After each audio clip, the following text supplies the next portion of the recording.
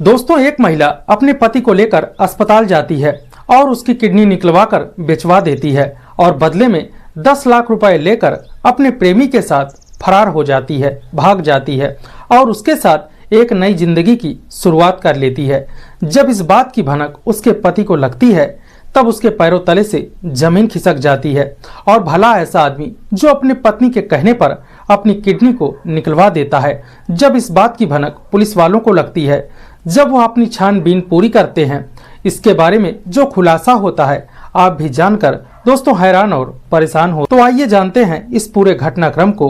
दोस्तों, यह सच्ची घटना है पश्चिम बंगाल के सनकराइल थाने की, जहां पर एक आदमी लंगड़ाते हुए और वह एक आदमी का सहारा लेते हुए वह थाने पहुंचता है और वहां के जो एसआई होते हैं वह उनसे हाथ जोड़कर गिड़गिड़ाने लगता है और कहता है कि सर, मेरी पत्नी ने मेरी किडनी बेच ली, मुझे इंसाफ दिला दीजिए। और जो बदले में पैसे मिले थे वह पैसे लेकर अपने प्रेमी के साथ भाग गई है। दोस्तों, जब उसकी बातों को वहां के जो एसआई होते हैं वह भी सुनकर हैरान हो जाते हैं और सोचने पर मजबूर हो जाते हैं कि भला ऐसा आदमी जो पत्नी के कहने पर अपनी किडनी भी कोई बेच सकता है। दोस्तों, उनको मजाक लग रहा था, लेकिन उन्हें भी उसकी हालत को देखकर ऐसा लगा कि ये शायद मारपीट किया होगा, झगड़ा किया होगा और यहाँ आकर यह मजाक कर रहा है। लेकिन दोस्तों, वह जो आदमी होता है वह गहराई से रोते भी लगते जब एसआई साहब से वह अपनी दास्तां को बयां करता है, तब उन्हें भी लगता है कि हाँ, ये सही बोल रहा है। दोस्तों, वह पूरी घटनाक्रम को फिर बताने लगता है। वह बताता है कि सर, हमारी शादी को 12-13 साल हो चुके हैं। मेरा एक लड़का है जिसकी उम्र 8 साल है और एक लड़का है जिसकी उम्र 6 साल है और मेरी पत्नी और मेरे 2 बच्चे, हम लोग बहुत ही खुशहाल जीवन व्यापन करते हैं। दोस्तों, वह बताता है कि सर, मैं एक दिहाड़ी पर मजदूरी करता हूँ और मुझे जो भी काम मिल जाता है मैं वह कर लिया करता हूँ। और जो मेरी पत्नी है वह हमेशा ही मुझे ताना मारा करती कि बच्चों का भविष्य बनाना है और तुम काम धाम नहीं करते हो, तुम अच्छा कमाते भी नहीं हो। हमारे जो बच्चे हैं वह अच्छी शिक्षा कैसे पाएंगे? अगर तुम अच्छा नहीं कमाओगे तो ये लोग फिर इंजीनियर और डॉक्टर कहाँ से बन पाएंगे?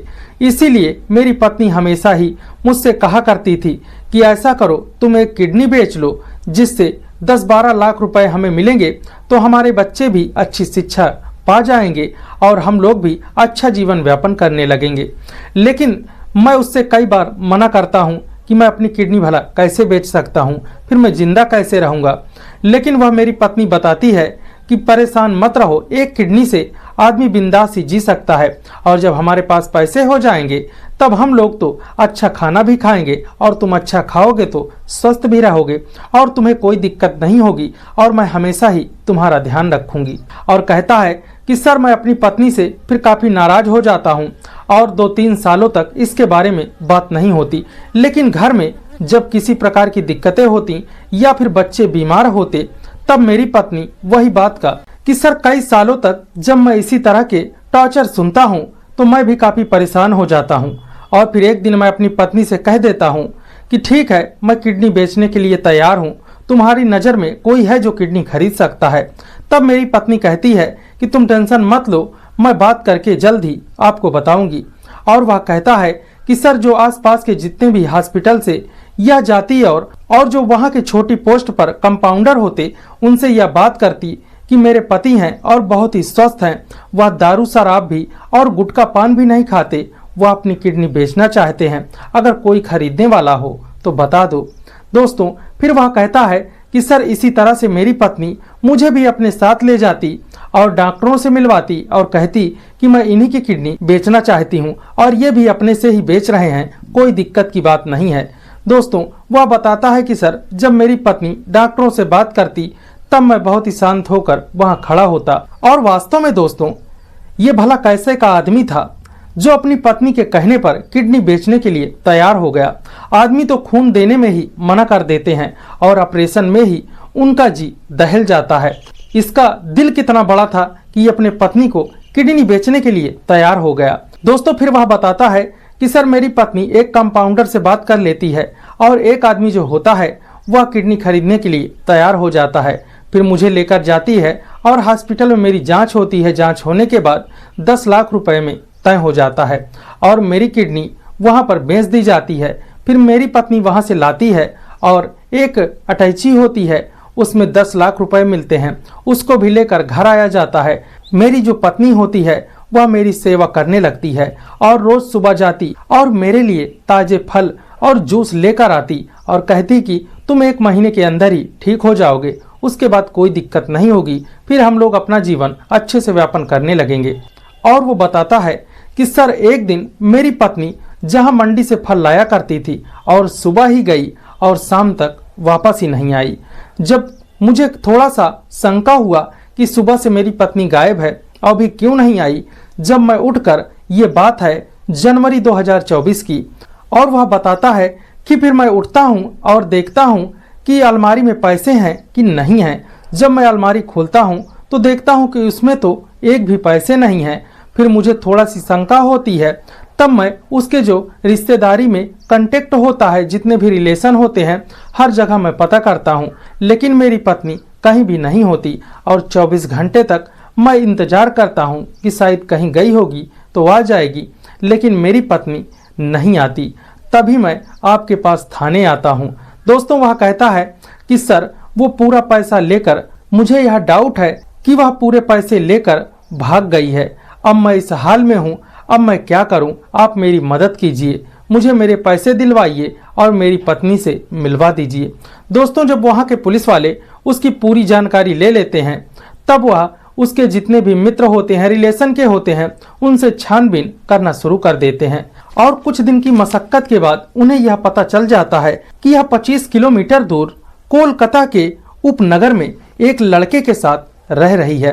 दोस्तों फिर पुलिस वाले और उसके पति को लेकर वहां जब जाया जाता है और उस महिला के दरवाजे को जब खटखटाया जाता है, तब उसकी पत्नी ही दरवाजा खोलती है।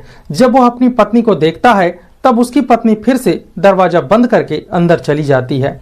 फिर जो पुलिस वाले होते हैं वह जबरदस्ती दरवाजे को खुलवाते हैं और वह दोस्तों जो लड़का होता है वह अपनी पत्नी के पैरों में गिर जाता है और कहता है कि तुमने ऐसा क्यों किया, तुम तो मेरी किडनी भी निकलवा दी, मैं तुम्हारे खातिर इतना सब कुछ किया, लेकिन फिर भी तुम छोड़कर मुझे चली आई, तुमने मेरे साथ बहुत गलत किया। तब जो वो लड़की होती है वह कहती है कि मैं अब तुम्हारे साथ नहीं रहूंगी, मैं काफी सालों से इस लड़के से प्रेम प्रसंग में थी, प्रेम कर रही थी, हमारा जो प्रेम है बहुत गहरा है, मैं अब इसी के साथ जीवन व्यापन करूंगी, अब तुम जाओ अपना काम करो। दोस्तों जो वहां के पुलिस वाले होते हैं जब उस महिला की भी ऐसी बातों को सुनते हैं, तब वह कहते हैं कि ये बताओ जो इसके पैसे थे वह कहाँ गए, इसके पैसे वापस करो।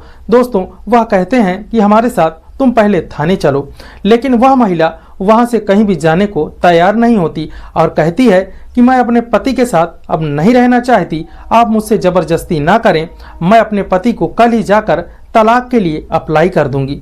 दोस्तों लेकिन जो उसका पति होता है वह कहता है कि मुझे पैसे भी नहीं चाहिए, कुछ नहीं चाहिए, सिर्फ तुम चाहिए, तुम ही चलो मेरे साथ रहो, पैसे चले गए कोई बात नहीं, लेकिन तुम तो मेरा साथ मत छोड़ो। दोस्तों वह अपनी पत्नी से बहुत ही ज्यादा प्यार करता था और भला ही प्यार करने वाला इंसान ही अपनी पत्नी के कहने पर भी अपनी किडनी दे सकता है, कोई और इंसान भला ऐसा कैसे कर सकता है। दोस्तों फिर पुलिस वाले भी कुछ नहीं कर सकते थे, क्योंकि वह जो महिला थी वह अपने प्रेमी के साथ ही रहना चाहती थी और अपने पति के साथ नहीं रहना चाहती। इसीलिए जो पुलिस वाले होते हैं वह दोनों को कहते हैं कि अभी तो आपको थाने चलना पड़ेगा, और उसके प्रेमी को भी लेकर वह थाने आते हैं और उस महिला से फिर अच्छे से जब पूछताछ होती है, तब वह बताती है कि जो मेरा पति है वह मेरी आवश्यकताओं को पूरी नहीं कर पा रहा था, मेरी जरूरतों को पूरी नहीं कर पा रहा था, या अच्छा कमाता नहीं था, अच्छा खिलाता नहीं था, इसीलिए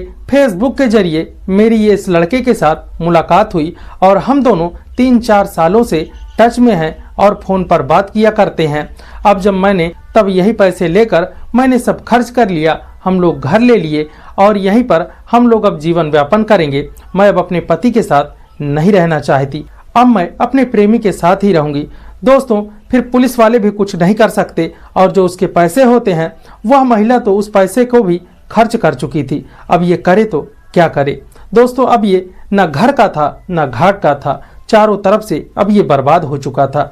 दोस्तों वह महिला अब वहां से चली जाती है। पुलिस वाले भी उस महिला के ऊपर कुछ नहीं करते, वह अपनी इच्छा से अपने पति को छोड़ती है और उसे तलाक दे देती है।